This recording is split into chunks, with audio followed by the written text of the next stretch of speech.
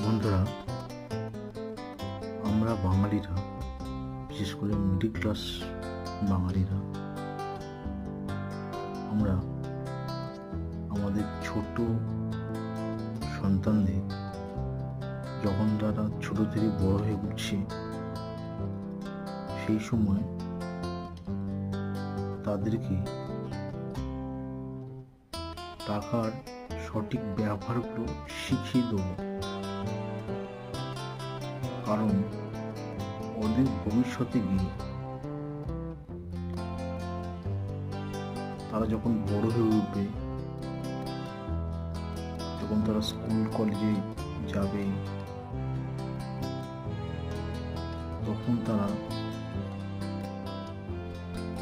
টাকার সঠিক মূল্যায়ন করে তারা খরচা